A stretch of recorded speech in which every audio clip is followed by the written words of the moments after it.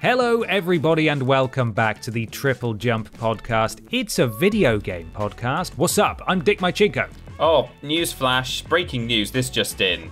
I'm Brian Bumpus. Hi, Brian Bumpus. How you doing? Hello, I'm doing pretty good, thank you. How are you, Dick? Yeah, not bad. I think this is our last go around on the podcast. Oh yeah, it might well be. Let me check the schedule. You have access to the... They didn't let me have access to the schedule. schedule. Oh, well, I think they needed to give it to one of us, just so that the channel would sort of keep running. Right. Well, makes me feel kind of small, to be honest. But yeah, you're absolutely right. This is our final podcast before we're replaced by those schmucks. Replaced. Yeah, those stupid schmucks. Is that an okay word? I don't really understand the origins of it. I think schmuck is you schmuck. You schmuck. Silly Billy. Yeah, something like that. Anyway, so yeah, our chaos will continue to reign through until I believe Friday next week.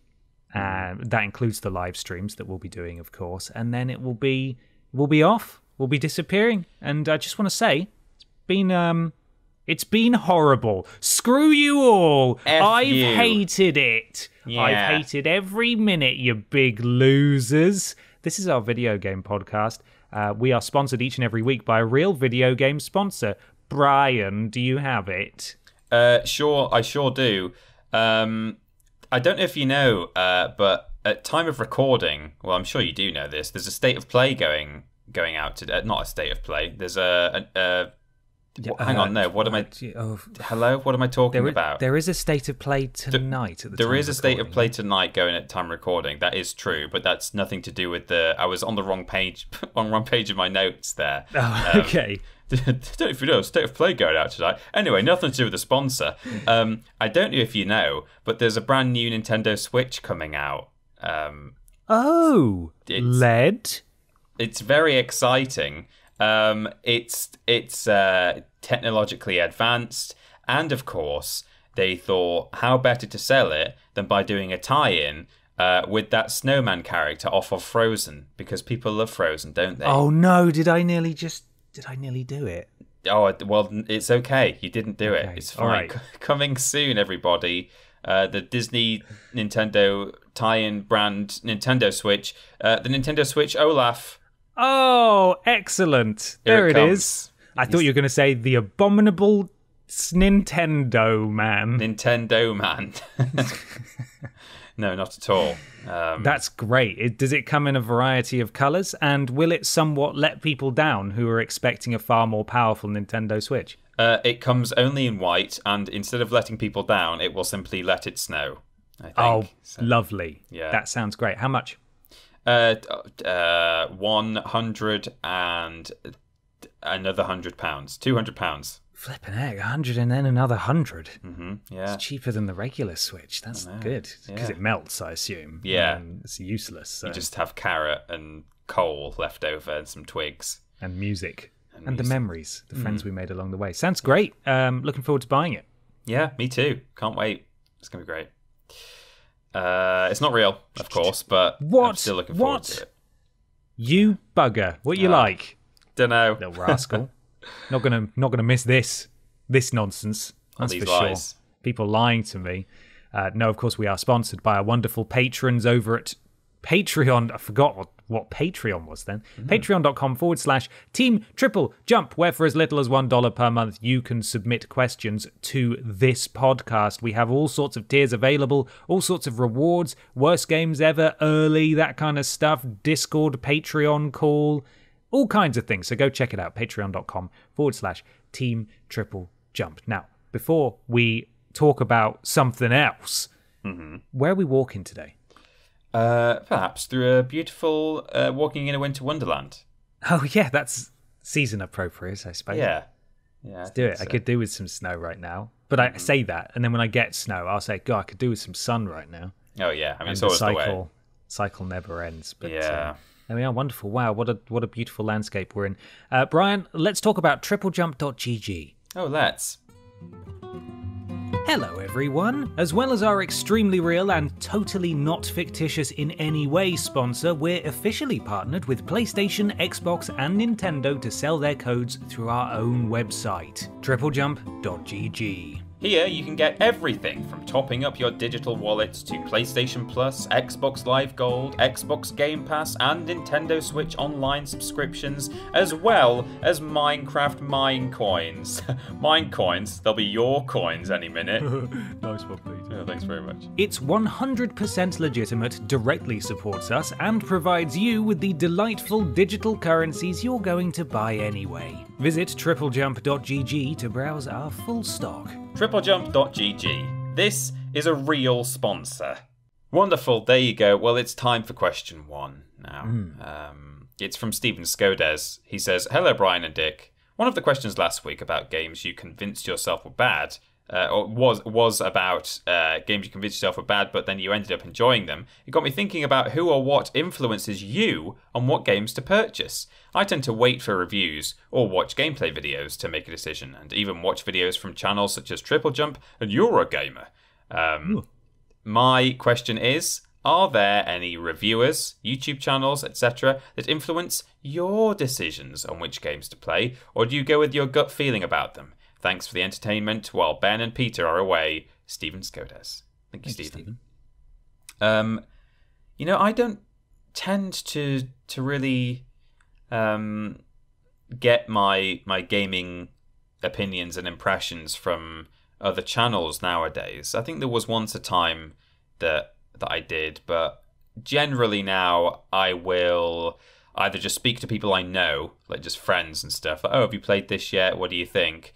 Or possibly if I'm curious as to the reception of a game. Like, for example, when, I suppose Returnal is a good example. When Returnal came out, I thought, this is one that I really can't just look at footage and decide whether it's going to be good or not. It's a bit outside the box. It's slightly unusual.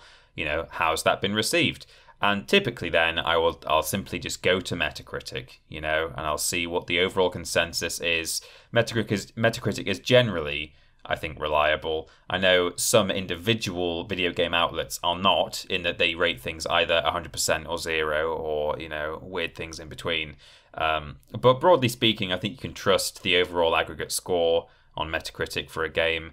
And if I really did want to go to a certain outlet and actually just read up a review and find out a bit more about the game, probably, IGN are fairly, they don't try and put really silly out there opinions on there just for clicks and reactions, I don't think, whereas some other outlets do. And Push Square as well are pretty reliable. But yeah, for the most part, I've kind of stopped watching gaming YouTube channels in the past few years, really, since we started doing it ourselves. There was a time that I would watch plenty of stuff like that, either kind of serious review-based stuff, actual journalistic coverage, or I just watch people playing the new game and think, oh yeah, that's good. So I used to watch like Achievement Hunter and stuff when I had a 360. And obviously we used to watch Yogscast things. They tend to play more PC stuff, but yeah, not so much anymore. I just look at them scores and that's it, really, and ask my friends. Yeah. Do you still watch stuff as well on YouTube? Not especially, no. I can't really say that I ever did. But for my sins, I do tend to put a lot of faith in Metacritic. Yeah. Especially for games that I'm on the fence about. I would say that 80 as a Metacritic score is about my cutoff, which does mean that I miss out on a lot of great games that I'd probably really enjoy. But I only have so much time and so much money. So I just have to. It's a calculated risk. Like, I know that I'm potentially missing out on a load of stuff. But if it doesn't meet that threshold for me, and what's the scientific difference between a game that scores 79 and a game that scores 80? Like, what does that mean? But as a general rule of thumb, I try to stick to that range, because I don't like. There's so many games. And I do have to limit it somehow, and that is sort of my general measuring stick. But on the whole, I'm very aware of what I like and what I don't like, and I can usually gauge that from the materials that are available about a game before they come out. So while a game can always like surprise or disappoint, even if I think, this ticks all the boxes, I'm interested in this, I do tend to pay quite close attention to pre-release marketing and chatter and previews to see if there's anything about it that turns me on or turns me off about a game. And of course, there are always times that I will just take a punt if it's a subject or a genre that really interests me, like the Guardians of the Galaxy game, which gameplay-wise didn't look overly remarkable, but I'm such a fan of the Guardians of the Galaxy movies that I want to play that game, and I will play it, even if it doesn't score very well. Like, I'm just interested, and I'd like to give it a go. I've also got mates in the biz, and they often have games early, and so usually I will shoot them a message and just say, how are you finding that? You got it yet? How is it? Which is always helpful. And I listen to a lot of podcasts as well. And one recommendation I would give is one called The Besties, which is comprised of Russ Frushtick and, what's his name? Thomas Plant from Polygon, and Justin and Griffin McElroy, also formerly of Polygon, better known, I would say, for My Brother and Me and Monster Factory. And those guys do a podcast, and it's basically like a book club, but for video games. So each week they've all tried to play the same game, whether it's usually a contemporary game, but sometimes they'll do episodes where they have like a tournament which is the best Zelda game, and they'll go through all of them and stuff. And it's funny and it's entertaining, and they often have, while they do play, Resi 8, they will play the latest indie game that's come to Switch that I have never heard of, and it's a great way for me to educate myself, albeit in passing, about stuff that I don't really know about. Even if I'm not really going to play it, it's another avenue for me to sort of get information and help me decide what I'm going to play and what I'm going to buy. So that's it, really. A broad spectrum of things, but generally, especially for bigger games, I'll turn to Metacritic and just look and see, does it meet my requirements for me to spend money on it? Yeah, exactly. It's the best way to go sometimes, especially if you don't have the time. Fantastic. Well, it's time to move on to a new section. Is it? Already? Okay. What's it called? It's called What We're Playing.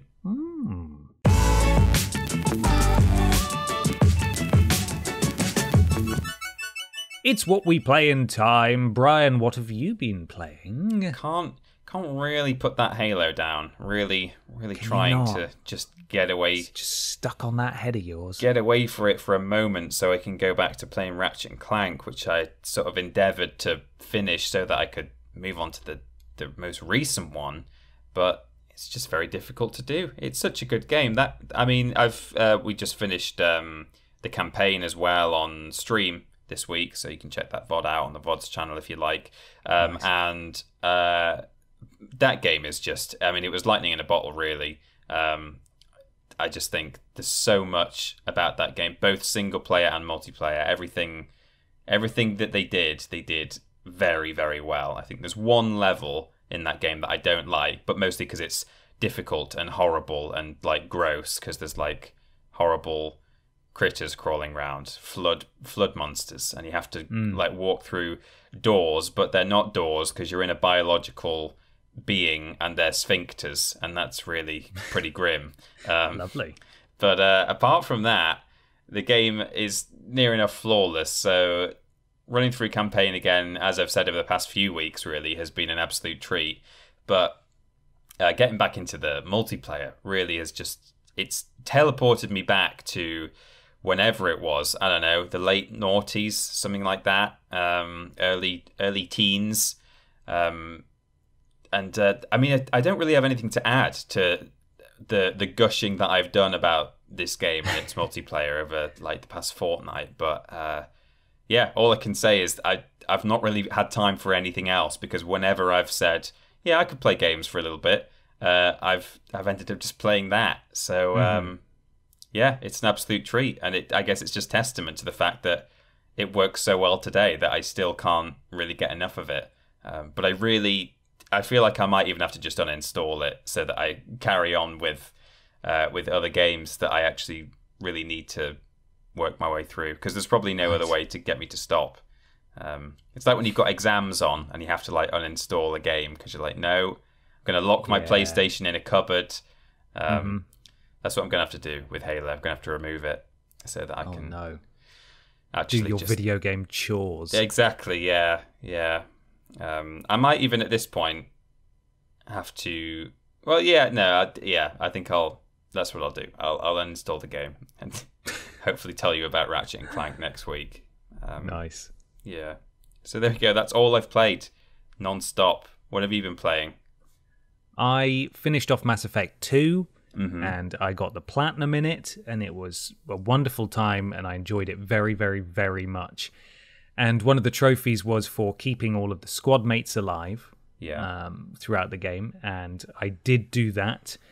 And while I did that in the original release on PS3 just to get the trophy, it was sort of like a save that I was just breezing through and literally following a guide just to keep them all alive. So my main save from when I played through it properly was the one that I continued into Mass Effect 3 originally. And people did die in that one. And so now, importing the save data where I've saved everyone into Mass Effect 3, which I did just immediately start after finishing Mass Effect 2 because I just wanted to play more Mass Effect. Right. I thought I'll play a palate cleanser game. You know, I'll try something out a little bit smaller, maybe an indie game. And then I was like, no, actually, I need to keep playing Mass Effect. I'm enjoying it too much.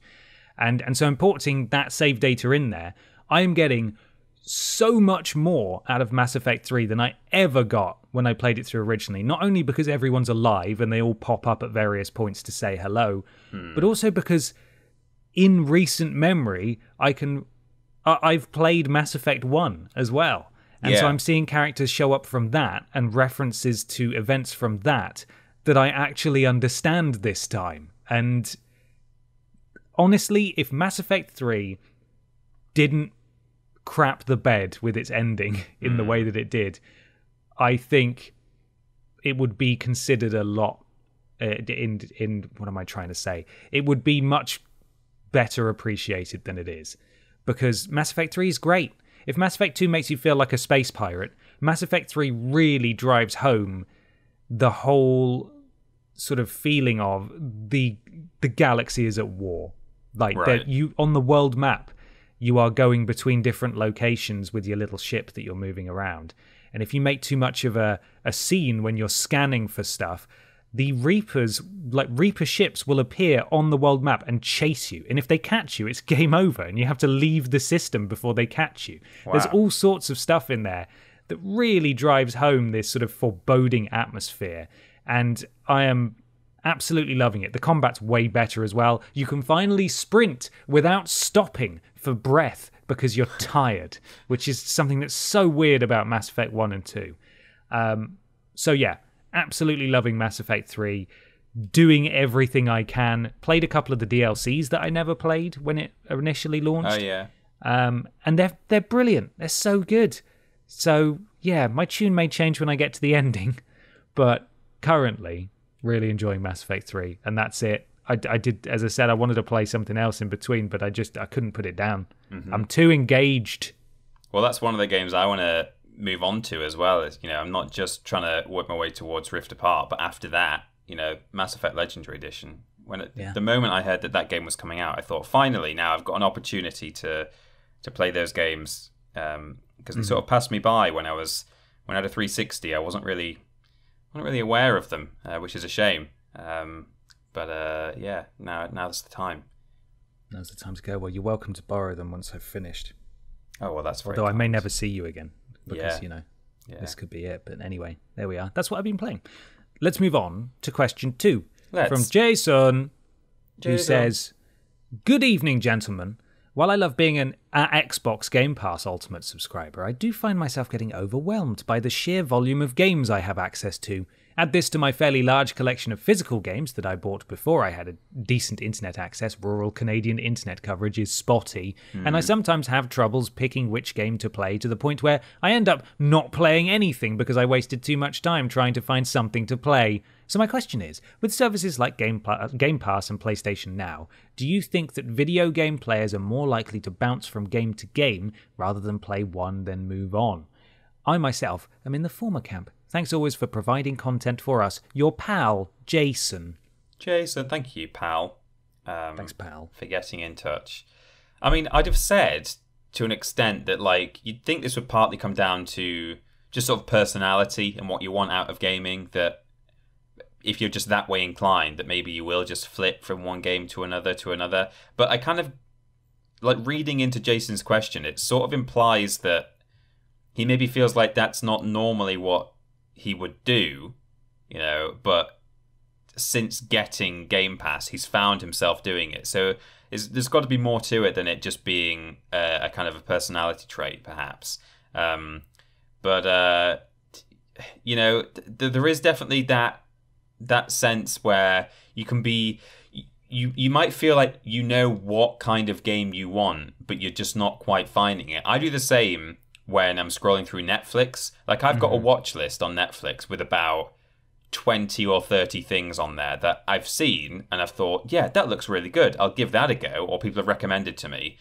And if I settle in for the evening and I think I'm just going to watch something rather than play a game, I can scroll through my watch list on Netflix, go through every single one of the things, not click on any of them, and then I'll find myself back at the start and I'll be like, yeah, I don't know, like all of those look good, but I just don't know which one I want. And it's almost like there's a kind of perfect thing in your head that you're aiming for, but you can't say exactly what it is. And I suppose the same has got to be true of something like Game Pass. I think I had the same thing when I tried PlayStation Now. A few years ago, I gave that a go.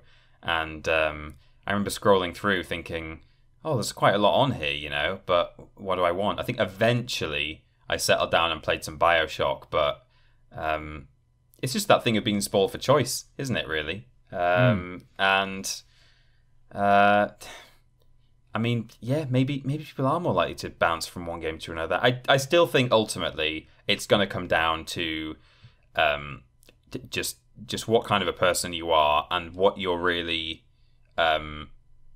what you're wanting out of Game Pass and PlayStation Now. Like, if you want to find a game that you can really get into, and if you've got that kind of personality where once you start something you want to finish it, then generally speaking you probably will just kind of, you know, play it to the end if you're enjoying it. But if you are more of a person who's just wanting to see what's out there, try a few things, then sure, you're going to flit around. There might be some exceptions, and as I say, I think the context of Jason's question kind of is saying, like, oh, it's not like me, but this is how I've found myself behaving on services like this. Then yeah, maybe that's going to happen to a few people. But broadly speaking, I think ultimately it just comes down to who you are and what you're looking for from these things. Yeah, I'm in complete agreement about the Netflix stuff. There's what, like 1,000 years worth of content on there, and same with YouTube, and you can just scroll and scroll and scroll and not find anything that you want to watch, and then you've spent an evening scrolling through stuff. I cannot speak for Xbox Game Pass. I will say that Game Pass, it's very charitable of Jason to include PlayStation Now in the same sentence as Game Pass, because they are not on the same level at all. But certainly I can definitely relate with games I've gotten for free through PlayStation Plus. Yeah.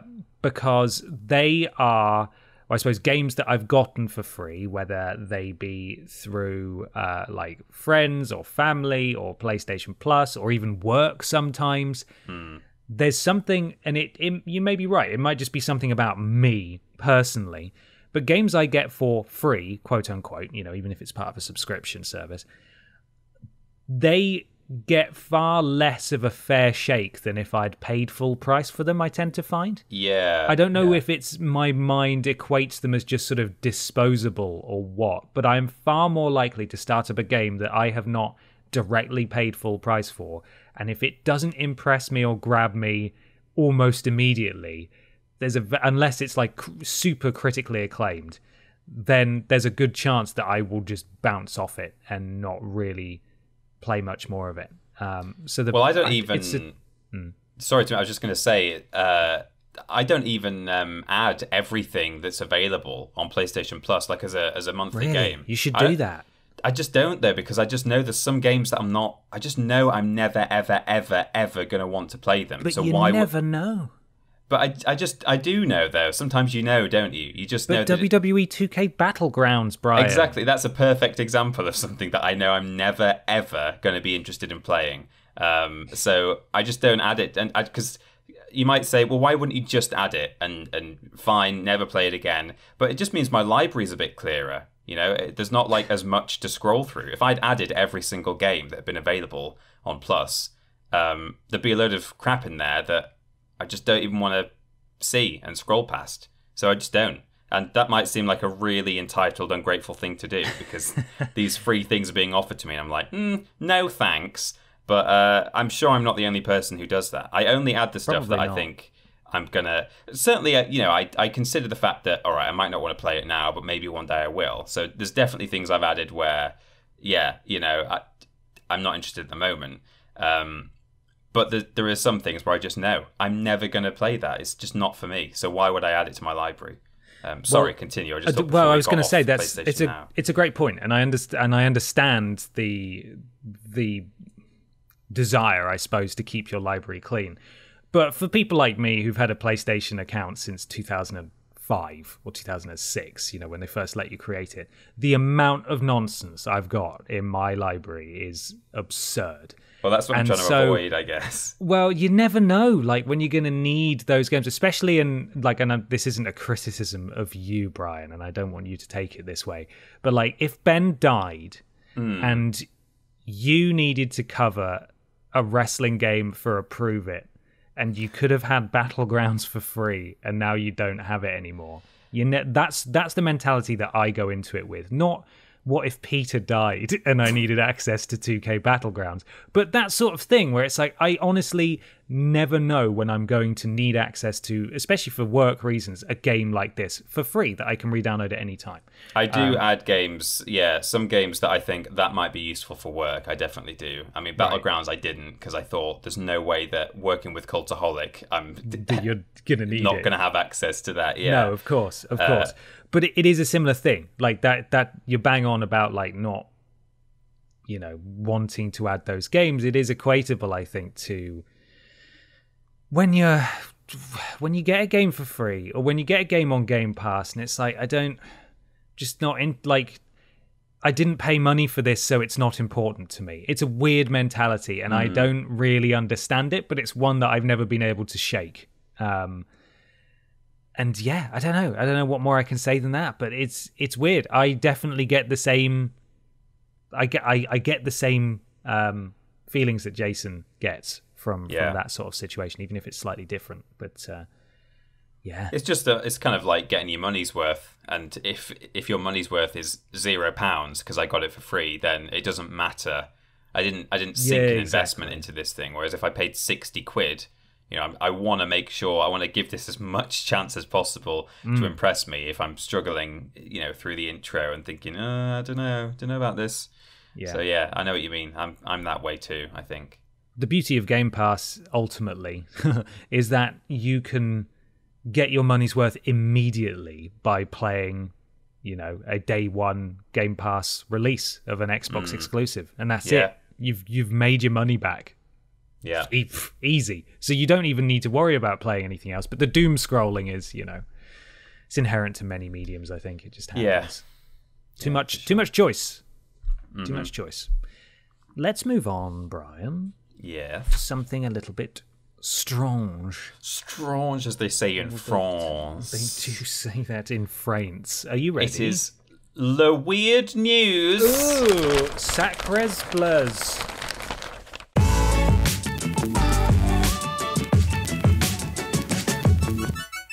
Probably be lay weird news, wouldn't it? Oh, it would be plural. Lay weird news. Because it's news. It's more than one new. So probably or les weird news. Well, les, yeah, is obviously the weird news belonging to Les. Leslie. Yeah. Leslie. Yeah, Leslie's weird news. Anyway, Brian, what you got? What weird video game news you got? I've got a weird news here that was sent to me 3 times this week. So thank you to Ash, Holly, Tony, and Independence Dave, which might be a seasonal Twitter username. Maybe he's normally just Dave, but thank you to those people for sending me this story.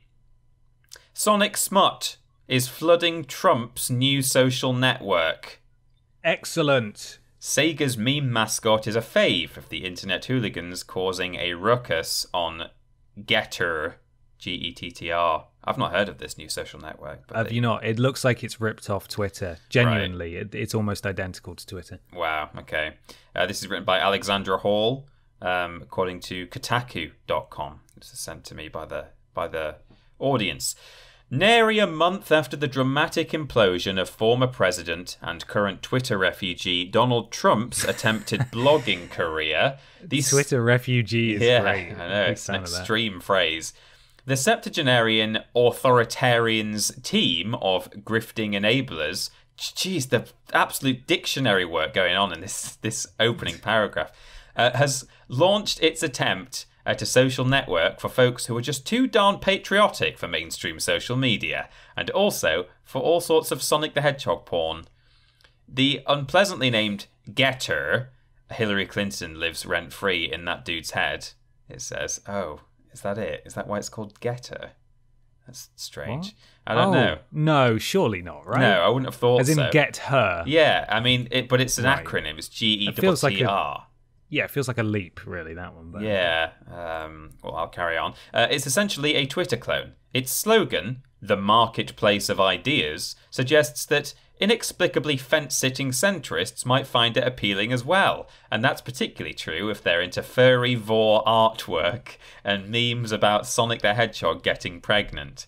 That keeps coming up, doesn't it? It seems that Getter's early launch, it was originally promised for Independence Day, has attracted a variety of leftist riffraff from TikTok, Weird Twitter, and the like, and they've embraced the unsavoury Trump-associated bird site wannabe as the perfect place to share degenerate hentai, furry porn, leftist Sonic memes, and stock photos of pudgy aged men in their underwear. Okay. It's quite a long article, but I'll continue for a bit. QAnon genius, am I saying that right? I've never said that out loud. Yeah, QAnon genius Jordan Sather, who suggests drinking bleach to cure the Rona, noted that shills are already hitting the QAnon hashtag on Getter hard. I won't repost what I'm finding. Titties and bad words and stuff. Stuff indeed, says the article. So far, Getter's moderation safeguards haven't stood a chance against the NSFW communist MPreg onslaught. I don't understand half the words. What is happening? What are these words? Which has flooded venerable tags like QAnon with the sorts of sexuality-threatening furrotica that pass through MAGA uncles' minds during Thanksgiving rants.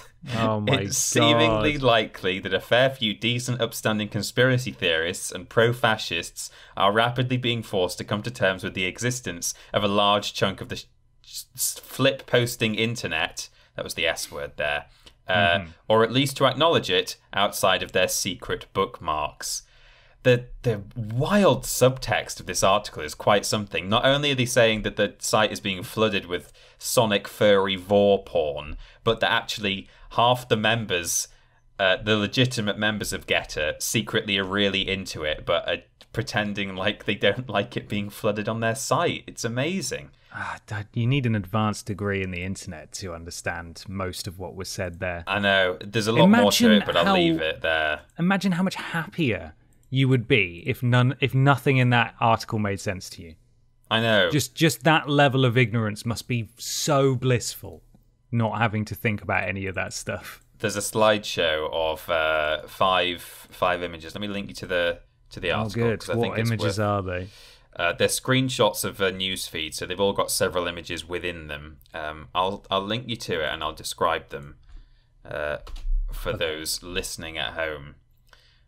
But the link will be available in the description of the YouTube version. So we've got a picture of Sonic in front of a communist flag. There's one of Sonic sort of on his back. I mean, fortunately, it's kind of cropped in a way that I don't know exactly. Oh, I think he's just got his feet out, maybe. Is he just showing his feet? Yeah, I guess he's that's just showing his feet. Yeah. Then it's someone else has said, stop posting Sonic porn. Then if you scroll through, there is Obama and Sonic having a kissing. There's a picture of Ben Shapiro and some strange sensual Sonic character who I don't recognize. I came for the Sonic porn, point me in that direction. Has anyone got Sonic feet? Asking for a friend. Picture of Sonic holding the Bible. Sonic is my lover, says a user called Sonic Flipper 200, but the actual swear word. And then just a load of spam that says F me Sonic, F me Sonic, F me Sonic. Yeah. You see Sonic kissing Shadow the Hedgehog's neck? That's one. Sonic with abs there. Oh, yeah. It's all going on. Wow, there's a lot. They've taken a lot of screenshots. Mm-hmm. God, there's so many.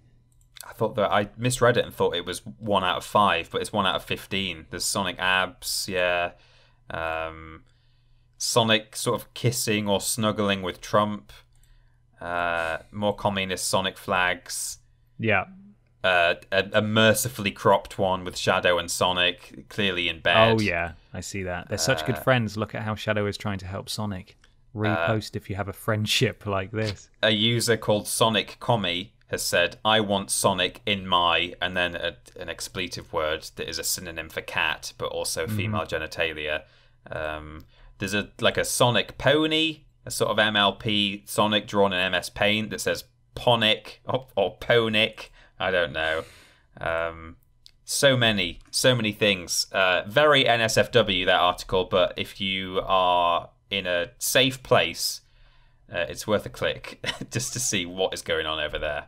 Thank you to everyone who sent that to me, that article. It was probably the weirdest news of the week, I think, video game related. Wow. But what do I know? What's about to come up from Dick Machinko himself? Well, nothing quite that explicit. That's for sure. I believe this was sent by an Arrowsmith, right? Depends which one you've gone with, but we had 2 other articles sent to us this week. Okay, I think this is the one. Okay. This is from Kotaku and Luke Plunkett, the head of Weird News. And the title is American Troops Are Pulling Out of Afghanistan, Leaving Pokemon Behind. That's right, that's from Ern Arrowsmith. We also had a different article from Cameron Keywood about Nintendo suing someone. Thanks for sending that, Cameron. But there's just too much weird news this week. There's a lot of weird news going around. As the last major deployments of American and NATO troops prepare to leave Afghanistan, one of the most important milestones was the closing last week of Bagram Airfield, once the largest US base in the country. At various points over the last 20 years, Bagram has been so big that troops stationed there could enjoy Subway and Pizza Hut. But another consequence of having so many young Americans together in one spot was that the base developed its own Pokemon Go community. As this piece in Stars and Stripes, which sounds like a fun website, outlines, Bagram was home to several Pokemon Go gyms and loads of Pokemon Go players, meaning for many young men and women stuck overseas, the game became a welcome respite from the danger and a way to make friends. Being able to start a conversation with a complete stranger in the middle of a war zone about something like Pokemon was a great way to stay social, a contractor working at Bagram last year told the site. Hopefully not in the middle of an actual battle, you know. Do you like Wigglytuff? Yeah. The base's closure, it has since been handed over to local Afghan forces, also raised the prospect of lost Pokemon, as gyms that were once hotly contested are left unchallenged. And then it says, screenshots of Bagram after the troops left show how low-level Pokemon, normally easily defeated, stuck guarding locations, perhaps indefinitely. A tiny Lotad has defended the former Warrior Chapel at Bagram for 10 days, while a lowly Aaron, God, I hate new Pokemon, has defended a memorial to a fallen service member for about 2 weeks. Wow. Then again, maybe there'll be locals or members of the Afghan forces who are into the game and who can keep the gyms changing hands. And if there aren't, or even if there are, the gyms just sit there. Some veterans like Alaska National Guardsman John Sutter are trying to look forward to a world where Afghanistan isn't a war zone, but a place where some Pokemon got left behind. Maybe in 20 years I can ride a motorcycle south and reclaim that Pokemon gym again. Sutter told Stars and Stripes. Wow. So there we are.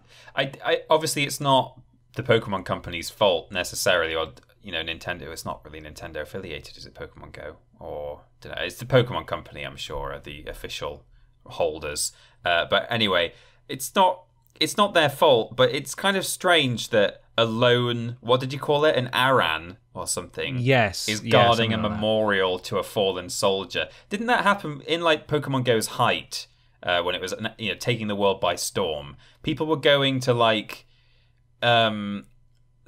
remembrance graveyards. Those ones with rows and rows of white gravestones, and like they were going to like the what's it called, the unknown soldier memorial and stuff like that, because there happened to be stuff there. I might be making that up, but they were certainly going to some slightly inappropriate places just to catch a Bulbasaur. Well, not a Bulbasaur. Yeah, the Pokestops and gyms were in weird places, weren't they? I don't know. I mean, clearly that one must be intentional because maybe Niantic set it up. But even so, yeah, it's weird that you'd be fighting over that. This, of course, is this article and us. We've massively glossed over the immense implications of not only the Afghanistan war. Yeah, of course. And also US and NATO troops pulling out of the country, which is presumably going to lead to a great deal of instability in the region. But that, here's a fun story about Pokemon Go. Yeah, so it's I don't want to leave context.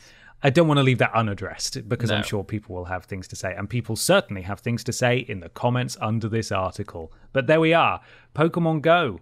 It happened there, and now it's seemingly just sort of been left alone. Yeah, and there we go. There's some weird news for you. There we go. Let's move on.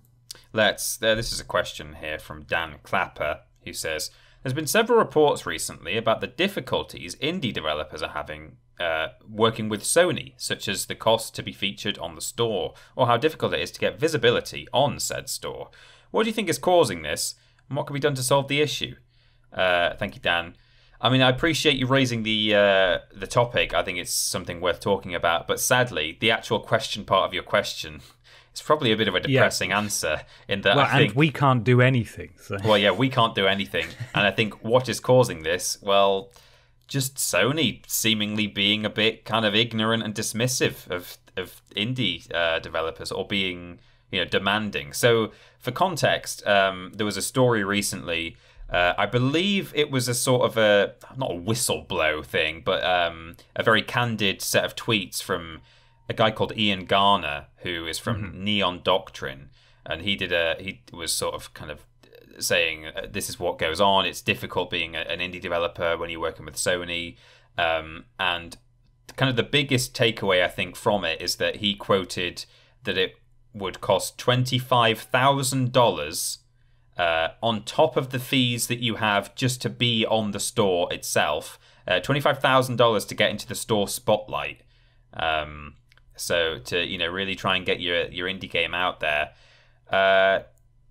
it's a very depressing thing to hear, because Sony have tried, I think, in some ways to appear pro indie, and I'm not saying that they don't like indie developers. Like, that's not necessarily what this is, but they're just not making it very easy for them. However, if you go back a year, during COVID, they had a $10 million fund to support indie developers in 2020. It was part of that play-at-home initiative they were doing. I guess just trying to sort of encourage people to stay at home, stay safe, and we're going to look after indie developers who are struggling with this. So that was a good news story last year. But sometimes it's the case of like whatever the most recent story is, that's kind of what public opinion is, and unfortunately for them, this has come out and seemingly is entirely factual. And I don't know what's causing it other than Sony making poor decisions, and I certainly don't know what we can do about it. Not very much. So it seems they're just a bit favoritist, really. They might well choose to buy up certain studios, but if you're a an indie developer, that, let alone buying you up, they won't even really help you out, get on their spotlight for a reasonable figure. But then on the other hand, I don't know what a reasonable figure is. When this story first broke, I saw people talking about, well, do we know how much it is to get the similar treatment on Nintendo and Xbox? Like, do we actually know what that is? But in it's been about a week now, hasn't it, I think, since that was first reported. And since then, I've not seen any, interesting articles saying, a lot of hoo-ha over the Sony story, but actually, if you look at the figures for Microsoft and Nintendo, it's not fair to call them out. So I can only assume that the lack of any story like that means that, no, it probably is a lot more expensive to get onto the PlayStation storefront than it is to do the equivalent elsewhere. So the PlayStation storefront is the biggest store. That's probably why. And while it's probably, I don't know for sure what the full details are. Certainly when this story broke, it wasn't just about the money that it cost to get on the front page, but also just how hard and obtuse it is to navigate Sony's systems and back end and working out how to get these games on there in the first place and working out how many units you've sold. Like, it's all a bit of a nightmare. And while I can't say for sure, it's probably a similar situation across the board. Certainly, it appears to be much easier with Nintendo because they're very much, the Switch is the home of indies at the moment. And so they're clearly doing something right. And Xbox offers a lot of these games a chance to appear on Game Pass, which probably goes a long way to appease a lot of indie developers as it is. But Sony is just clearly a by the books, here's a store, you want on it, you've got to use our weird system. And if you want on the front page, you've got to pay a lot of money. I don't think it's necessarily fair to equate them buying studios with them wanting money to appear on the front page, because it is ultimately all about money. And it's you can look at it and sort of say, well, it's a pay to win situation, and it's like, well, I mean, that's how it should be, ? Like, that's, if you want to appear on the front page, you've got to pay for that privilege. And yes, that's going to be dominated by the biggest games and the biggest companies, and yes, they have far deeper pockets. Doesn't mean it's fair, but it makes sense. But there's clearly a lot of other issues with Sony's store, especially for indie developers who are having to do this by themselves. They don't have the staff or specialists who can go in and do that. You've got 2 or 3 people working on a game, and then you've got to work out a maze of spreadsheets as well to try and, just get a figure of how many games you've sold. Like, it doesn't sound ideal. There was a famous story of, I can't remember if it was this year or last year, where an indie team, I can't remember their name, released their game, and then they couldn't find it on the store. They searched for it and they couldn't find it. Yeah. Because it's just the system was just, it's stacked against them in that sense. And no, it's not fair. It doesn't mean you need equal footing on the front page between, the next Assassin's Creed and a student game made by 3 people necessarily. But certainly it appears practices could be simplified, maybe lower the barrier for entry. And that doesn't mean that because there's a lot of crap on the PlayStation Store, just like on Xbox and on Switch, doesn't mean that you let anyone who wants to make a game on there necessarily. But certainly the people who do want to make a game and have, put in the time and the effort, it shouldn't be such a ridiculously complicated mess to release your game on a platform, right? It shouldn't be that hard. And especially back in the early days of the PS4, Sony had this whole public front of PlayStation loves indies. And they had this big spotlight at E3 where all these indie developers were there. And it's genuinely really sad and disheartening to hear that it has become such an issue. And this isn't just one disgruntled guy. He's very much the voice of a whole legion of most indie developers who have to work with Sony, because it's the biggest platform, so they're going to want to put their game on there. But a lot of people have said, flip that, let's not do it. And that's why you see Hades releasing elsewhere first and not coming to PlayStation for ages, probably in some part due to Nintendo offering money in exchange for exclusivity. But also, you have to consider that maybe working with PlayStation is too much of a hassle to be arsed with it. And that is a problem that they need to fix.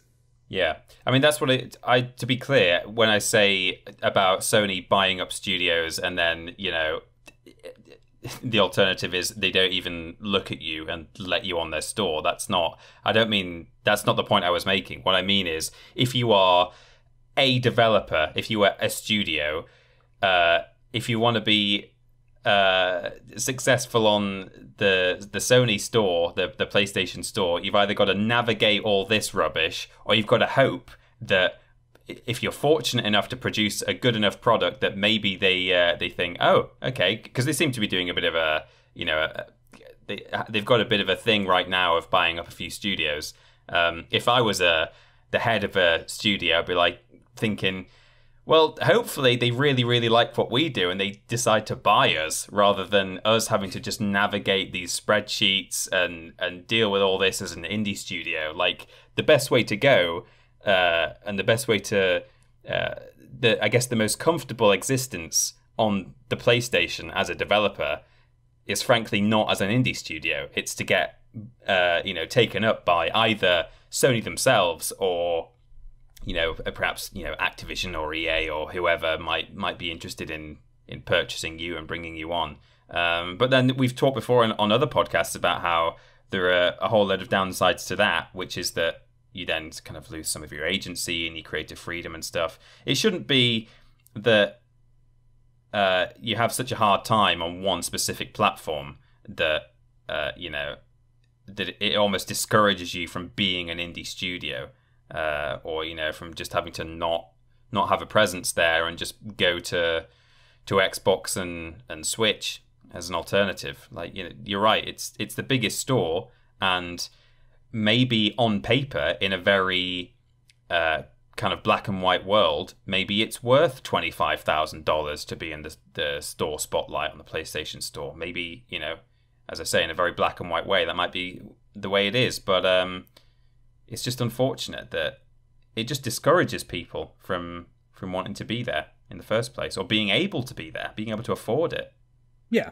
That is a shame. Going back to the purchasing, sorry, I'm going to let this go, I promise. Sony have been making some very calculated decisions regarding the studios recently. They have, The likelihood of being picked up by Sony after, or anyone really, after making, releasing your indie game is so unlikely. And as you say, like, it's a lot of indie developers maybe don't want that.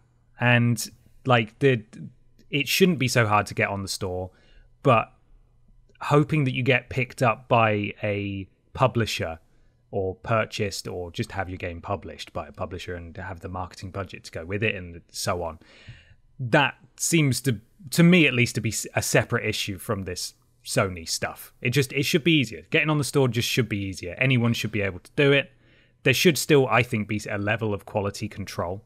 And I don't necessarily think the cost should be lowered to be featured on the front page, because, yeah, of course PlayStation want the biggest games on there, and if people are willing to pay for it, why wouldn't they take the money? But in terms of getting on the store and managing your product, that clearly should be easier.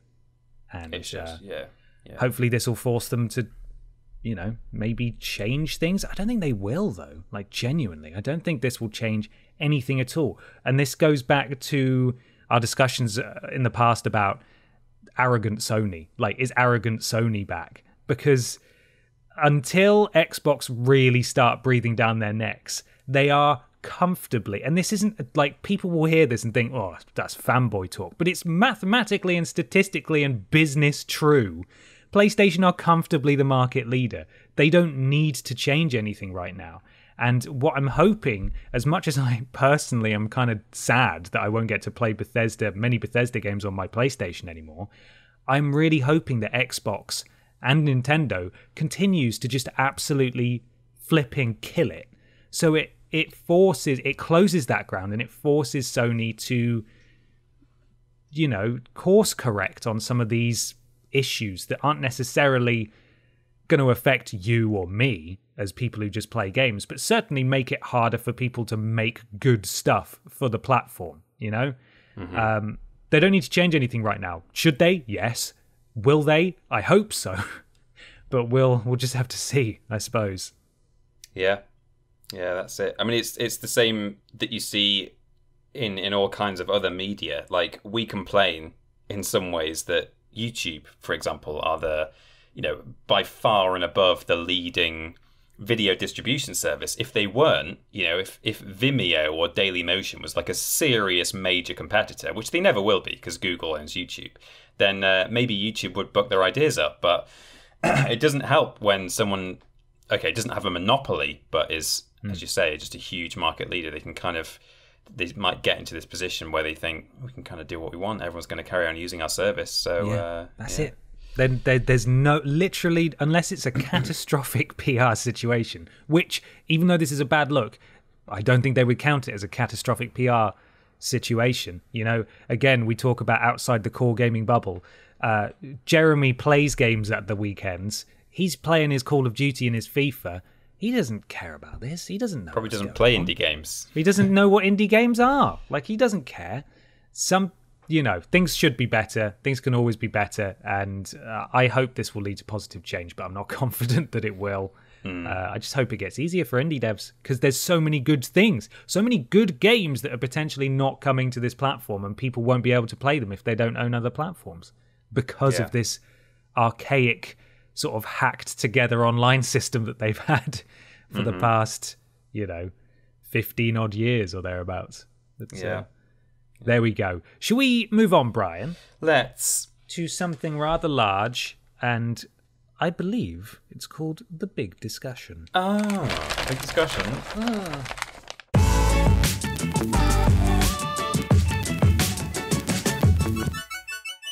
It's big discussion time. Time for the big discussion. This week's big discussion comes courtesy of Carrie Buchter, who says, "Hi, sort of new boys. Following on from part of your discussion on last week's podcast, I was wondering, what is the strangest video game glitch you've encountered personally? My brother, while playing Skyrim, accidentally beheaded his companion, yet the companion continued to follow him on his knees and without a head. Anything similar from you two? Or has Ben and Peter ever mentioned anything?" Thank you, Carrie. Thanks, Carrie. I've got a couple of Skyrim ones to start because oh boy, Skyrim was a bit of a glitch fest once upon a time. I never had the crazy horse physics in the "you're finally awake" scene that some people had, where it just charged into the houses and stuff. But I once had the really horrible one where I went into my Skyrim house. I think it might have been Honeyside, which is the one in Riften, because I quite liked that house, but it might not have been. Anyway, it was a house where you could, as part of your upgrades, you could get some armor mannequins for your house. And so I got them, and they were down in the cellar. And I went down. I'd seen them plenty of times. I don't know if I'd ever put armor on them. I'd been in and out the house all on many occasions. And then one day I just got back to my house, and I went downstairs, and my God, the mannequins were alive and they were moving. Oh no. It was horrid. It's because the way that they do the mannequins in Skyrim is effectively just like an NPC model, and then they just skin them in like all wood. So that it's just a person that is like frozen. But there was a glitch and they were just looking at me. They were like following me around the room and just staring at me, which was... That's horrible. Really horrible. Of course, we had many interesting glitches while trying to film and set up Skyrim Zoo episodes at Vidiots. Yes. And one of them is captured on camera. Well, in fact, several are captured on camera. We had the Rabbit King flying off into the sky, of course. That was completely unintentional. But there's one at the... it's like a post-credits scene sort of thing on the last episode where when setting up the battle, we'd spawned in a giant rabbit and a load of regular rabbits, and when we loaded up the save to like record the battle scene, every single one of the rabbits had been replaced by a man. So there was an entire crowd. Giraffe, right? It might have been Uncle Giraffe, yeah, and he was in his pants, in his sort of codpiece or whatever. And there were loads of them just standing around on the ground, and then one giant one was like the King Giraffe, which was really creepy. So that's just Skyrim, There's plenty going on there, and I could name others as well, but... the creation engine is just a gift, isn't it? Creation engine's fantastic stuff. I remembered one that I had with the Insane Trilogy, where in Crash 2, I was, you know your Crash games now, don't you, sort of? I do, yeah, kind of, yeah. So in one of the snowy levels in Crash 2, you ride on the platform and then you end up in like a side-scrolling snowy bit. Oh, yeah. So with the icicles that fall from the ceiling. Yeah, exactly. So I was in one of those bits, and as I was walking along, suddenly the camera just like swung through the air away from me, and it like passed the edge of the scenery. It went through... So all I could just see was the sky, an entire like skybox taking up the scenery. And then it eventually settled on another bit of side-scrolling platform somewhere else. Now, I think it was one of the alternate routes you can get by like riding gems and stuff. But if I then moved left and right, so I still had control of Crash, even though I couldn't see him. I'd left him behind where I'd been side-scrolling before. If I moved him left and right, it controlled the camera from the 2 points. So the end point was at this alternate path. The start point was where Crash was. And if I moved left and right, the camera would like slowly move across that line. So I could just sort of make it swing out of bounds, and I could see like edges of bits of scenery and like weird shapes and stuff. And I don't know what caused it. I've actually got a capture of it on my PS4, but that was a very strange one. I don't know what was going on there. Do you want to do a few, and then maybe we can pass back again? Let's toss them back and forth. I've of course got the oft mentioned Final Fantasy 15 Adamantoise fight. Oh yeah, of course. Where the giant tortoise mountain comes out of the earth, fought it for like an hour, and then it spun and its geometry glitched out and sent me flying about a mile away from the encounter, which reset it, and I lost all my progress, and that was terrible. I have that. That's the beauty of the share button. I love that on the new consoles. The share button is a flipping game changer, saving little clips and stuff. When I played Mafia 2 on PS3, there was a time where I was driving, I think one of the fastest sports cars. I went ridiculously fast along sort of like a bit of highway that was on maybe an elevated area, like a bridge, an overpass kind of thing. And I glitched. I was going so quickly, I glitched through the barrier. The car started doing several uncontrolled forward flips really fast. I phased through several rows of houses because I'm assuming you're not usually meant to be able to collide with them. And then landed back on all four wheels for about half a second before smashing into a wall at about 300 miles an hour because I kept getting faster the more I was out of bounds. And then immediately it went into slow-mo because I died, because I crashed so hard that I died, and that was quite magnificent. I also had one literally a couple of days ago playing Mass Effect 3 where one of my character's body models started glitching out. So both their arms were like scarecrowing up sideways to the left, and I flip you not, it looked like that character was dabbing. And I did save the clip, and they did it like 5 or 6 times before vanishing completely and then respawning. So the game knew there was something wrong, but it was amazing to see this squad member just dab furiously in the middle of this battlefield. It was brilliant. I love when a game sort of tries to fix what it's done wrong. Like there's a thing that's used in Spyro speedrunning. Well, lots of speedruns. You'll have seen it in other things that you've watched, I'm sure, called a proxy, where if you're able to get your hitbox sort of inside the hitbox of another object or something. So, for example, in Spyro, what you do, you would charge like a fodder enemy, like knock a frog over or something, and if you move forward at the same trajectory that the frog is like whacked in front of you, then you can end up in the same position where the frog lands. And so the game makes your two hitboxes cross over, and the way that the engine is built, the way that it resolves something like that is just to launch Spyro away from the hitbox that he's in. It's like, oh, he shouldn't be inside this thing. Oh, I'm gonna push him, and you can go, way up into the sky, and they use that to like glide to, areas that you can't get to and stuff. I had one that happened very recently as well. It happened on my stream, my Halo stream, the final part, where we were fighting 2 scarabs, which are these huge walking. They're like walking tanks. I guess they're a bit like Star Wars walkers, but they're gigantic, like really, really big things. They've got infantry like running around on them, like shooting you with turrets and stuff. And you have to take 2 of them down at once.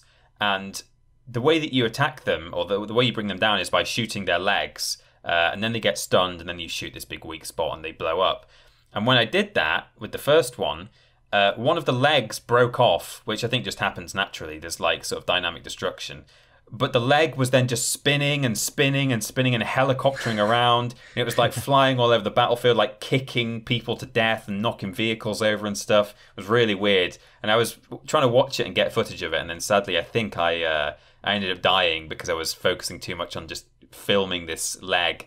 And then it took me back to a checkpoint, and sadly, it wasn't replicable. But that was super fun. It was like a loose rotor blade or something, just going everywhere. It was great. God.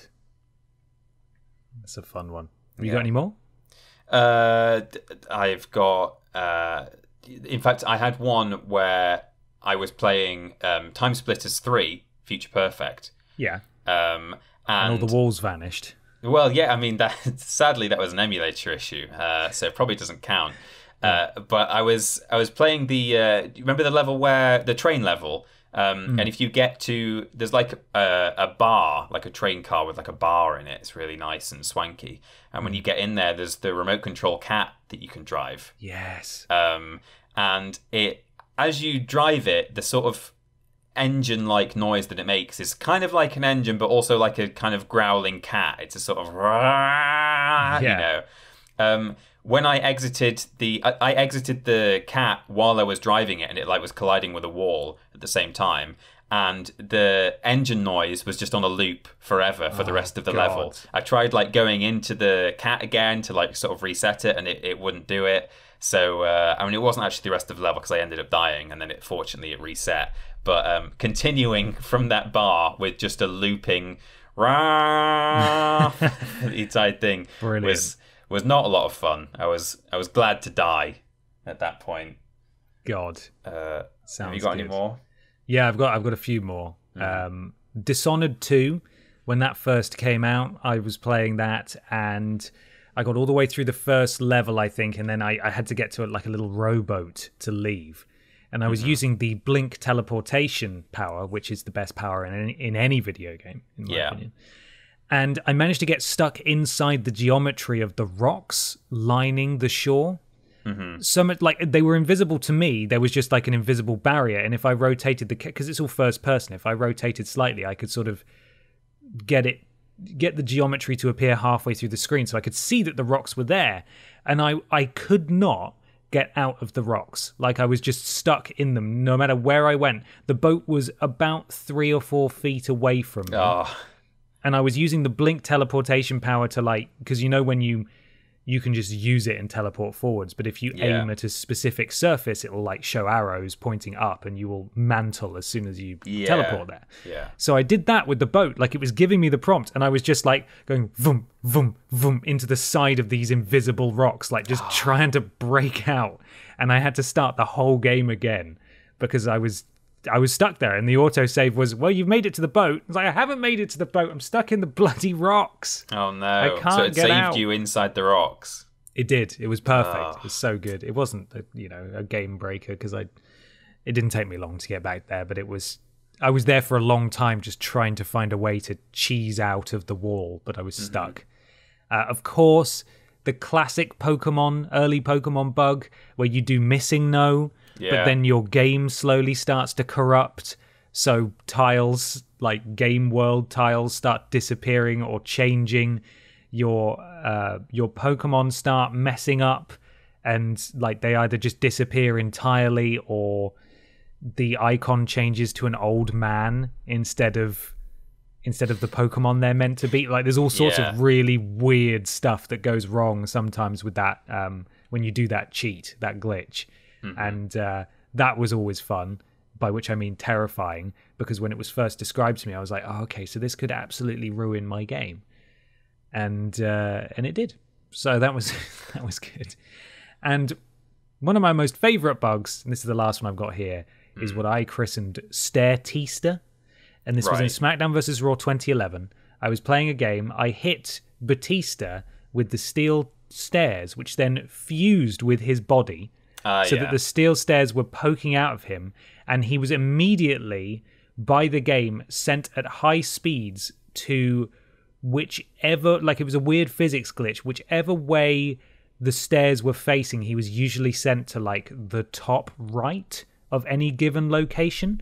So he was fine walking around, but then, oh no, he wasn't actually. He would just basically be sent at high speeds into like just the corner. So if he was in the ring, he'd be sent flying into the corner, and he wouldn't be able to walk any further than that. He would do the walking animation, but he wouldn't move. You throw him out the ring, he flies around the ringside arena. You get him up to the top on the ramp, he keeps flying around up there as well. I eventually discovered that if you grabbed him and like you could sort of steer him, because when you grabbed him, you became part of that physics object, and you would also be sent flying into the corner, but you could steer which way you went. And eventually, I hit him so hard that he bounced around the ringside area, and he went out of bounds and floated through the crowd, and the camera just kept zooming out and out and out and out until the venue was this tiny speck, and Batista was off somewhere in the distance, still being sent in the direction that the stairs had decided he had to go. And I did get video of it, and it was amazing. I've never had anything like that happen in a game where physics are important. Mm-hmm. It was unreal. It was so stupid. But I once had, I can't remember which game it is or what. Maybe it happens in more than one, but there's quite a famous clip, I think, of a sort of PS2 era SmackDown game where someone gets hit with a bin, like a kind of metal, stereotypical alleyway trash can sort of thing, and the bin like buckles because it's got like a dent animation, but it's all like, it's like in the person, and they fly around all over the place in a kind of similar way. And so I've seen that clip circulating online, but I've seen that also happen in the wild, which was a lot of fun. There's something about those games, not all of them, but they're kind of made just stable enough that like you can have certainly some of the older ones you can have a pretty good time with, and but just every so often there'll be a bit of a weird animation, or like where they're reaching for the belt on a ladder and the ladder gets knocked out underneath them, but they're still doing the animation at the top of an invisible ladder that's fallen down and things like that. They fall and they fold in half in like weird, unnatural ways. They're so even much before fun. The 2K20 days, yes, it happened in pretty much every wrestling game. There was stuff like that would happen, and they were a lot of fun. I enjoyed them a lot. But there we are. That's our big discussion, and that's the podcast. Of course, let us know what you've thought about all the things that we've discussed this week. Brian, where can people find us? We are Team Triple Jump. Head to youtube.com and twitch.tv/Team Triple Jump to see all of our videos and live streams. When we stream, we are modded by Lord Brotovich and Trowling Badger. That's on YouTube and Twitch, and we do streams. If you are an Amazon Prime user, one of the benefits of that is that you get a free Twitch sub with the bundle, so you can consider spending that on us if you like. Twitter.com, and Facebook.com/Team Triple Jump are our social medias. We put like kind of what's this, video and live stream. Oh, I see. You know what those are? Well, I know what those are, but we do other things too. I thought that was only that. I was like, are we not using our Twitter for things anymore? If you go to Twitter, you can find video announcements and live stream announcements. That's right. That's predominantly what goes on. That's what we do. That's where they go out. And on Facebook, we have sort of video content. Old videos are getting reposted there and little clips and things. Fraser's doing a great job over there on Facebook and on Twitter, and Luke Eldon also looking after Facebook for us. But also Twitter, you'll see the occasional just kind of dank meme and various things like that as well. Patreon.com/Team Triple Jump is where you can get to our Patreon. There's lots of different tiers there, so consider checking them all out and maybe signing yourself up for one if you like. At a minimum, you can ask questions on this very podcast. The website is triplej.mup. That's triplejU.mp. If you head to triplej.mup/Discord, that'll send you straight over to our Discord, which is modded by Jack, Joe, and Hollow Eyes. It's a lovely place. Go and say hello. triplej.mup/podcast, will redirect you to where you can get the audio version of the podcast if you happen to be watching on YouTube right now. TripleJ.me/VODs will send you to our VODs channel on YouTube, where all of our YouTube and Twitch VODs are uploaded. And finally, TripleJumpShop.com is our shop, and you can follow at TripleJumpShop on Twitter for shop-related announcements. Yes, sorry, I was so enraptured by your performance there that I completely disassociated for a minute. That's okay, I'll take a bow. Just imagine I'm bowing. Wow, look how low he can bow. That boy's flexible. That's what I think. You can follow Brian on Instagram and Twitter at @ThatPeterAustin, and myself just on Twitter at @confused_dude. We do lists every Tuesday, Wednesday, and Thursday, streams every Monday, Thursday, and Friday. Thursday being the joint streams, Blaze It, on YouTube.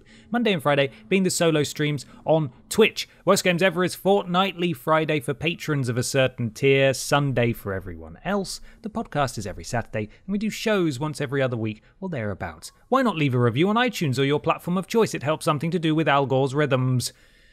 This week on the channel, firstly, TripleJump.gg, go get yourself some nice digital currencies. It's UK only, by the way. That's something I discovered recently in one of my streams. Oh, really? Some of our US viewers have tried to use it, but it does conversions to the extent that they end up paying more because they're paying in dollars. So, yeah, UK only. That's where you can buy that stuff. We are, if all goes according to plan, or at least not us, Ben and Peter are appearing on the Pitch Please podcast. What is that, Brian? It's a podcast where you head on as a guest. I mean, maybe we'll be invited one day, me and you, Dick. And you come up with a video game pitch, and you pitch it to the team there at Pitch Please, who have video game development experience, and they tell you what would and wouldn't work. What ideas they might have, whether they would actually buy that game, or whether whether they would develop it if someone pitched it to them. So Ben and Peter will be on there pitching one of their dream video games, not necessarily the dream video game, but an interesting one that's worth discussion at the very least. And so you can go have a listen to that. It's sort of a Yogscast affiliated podcast as well. So they caught up with a few people they used to work with in the office, which was nice. Yeah, and we'll do a tweet about it when it's live as well to help you guys find it. But if you search Pitch Please, you should be able to find it anyway. Get subscribed now.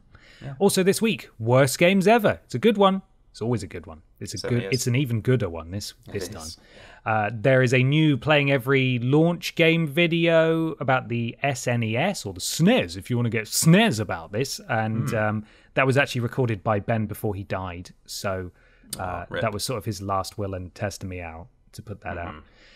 Also, from next week, Triple Jump is changing. Oh my god. Thanks everyone for supporting us for the past couple of years, but that's it. It's no longer financially viable. No. We're going to go set up a new company called Pidiots. Pidiot, yes. No, it's not that. It's all very positive news. You've known it's been coming for a while.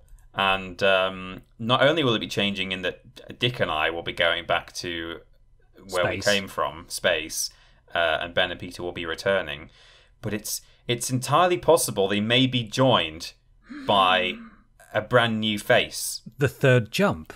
The Third Jump. Are we going to have to change the name to Quadruple Jump now? There must always be a spare jump, because you never know when you're going to need one. But yes, if all goes according to plan, next week should be our first video podcast on camera in over a year with this Third Jump. There'll be a little bit of stuff going out next week and over the next couple of weeks with that person as well. While we are doing a in-person recorded podcast next week, it's mainly, Ben and Peter are, it's mainly because we want to just sort of make the most of while we've got access to this new person, because they are still sorting out the logistics of moving to Newcastle, etc. And coming up temporarily. Precisely. And we're returning to the office very soon, very, very soon, like this month, at which point normal service will resume. But this will sort of be a one-off for being together in person for the podcast, and then we'll go back home, and then when we come back into the office a few weeks later, Then we'll be on camera, hopefully permanently, unless everything goes horribly wrong again. But that's the basic gist. The streams are also a little bit flipped around the place next week. Ben will be streaming on Monday. This is tentative, so subject to change, because we're recording this podcast like a week ahead of time. But plan now is Ben will be streaming on the Monday. Peter will be streaming on the Tuesday. That's for various logistical reasons of time off and having to film stuff on Wednesday and Thursday with the new person. So all that kind of stuff. You should follow our social media to stay up to date on. Yes, absolutely. And also, very quickly, if you're indeed even still listening, because I imagine we get to the outro and people go, well, that's enough of that, turn it off. Yep. This new person, just to temper expectations, don't go making wild predictions and crazy out there suggestions of, oh my God, they've finally hired Simon Miller. He's doing it. It's happening. It's not. It's Michael Johnson. Michael Johnson's coming. It's highly unlikely that this individual will be unknown to you guys, which is exactly how we like it, because we think highly unlikely or likely. Did you just say? It's entirely unlikely that you'll know them, right? That you'll know them. Yeah. Yes. Or it's entirely likely that you won't be aware of them, and that's exactly how we like it, because we think they're going to do a phenomenal job, and we're very excited to work with them. So just, don't be doing that Nintendo Switch Pro thing where everyone gets excited for a thing that doesn't exist, and then they come out, and then it's like, oh man, it's got an OLED screen, and that's it. Okay. You should be excited, because you should be so excited. We're very positive and excited about this new person, and we know that it's going to be a wonderful new relationship as a 3. Yep. But don't be excited in the sense that, which person that I know from this other channel could it be joining TripleJump? It's not that. No. It's not that. Please be welcoming and lovely. I'm sure you all will. That being said, when we ask for questions next week, just be aware that there's going to be a third person. You don't necessarily have to ask a question for them specifically, because you don't know anything about them yet. But just ask questions as normal, and just be aware that a third person will be answering. So there we go. Yep. Wonderful. I believe that's all, Brian. It's been a pleasure to serve with you this past month. Absolutely. Who knows if and when we'll ever be back? I mean, this is your second appearance now, so perhaps you or I will return one day. But until then, that's it. Thanks for listening to us over the past few weeks, and tell Ben and Peter what a great job we did. Yeah, do that. I think we did a great job. Yeah, me too. What's the sponsor this week, Brian? One last time. The sponsor this week, look out, if you like Nintendo and you like Frozen, I mean, of course you do, right? Nintendo Switch Olaf is coming. It's white and it sings songs, and kids under 7 like it. Yes, they do. Fantastic. All right, look after yourselves, everyone. We'll see you soon. Bye. Bye-bye.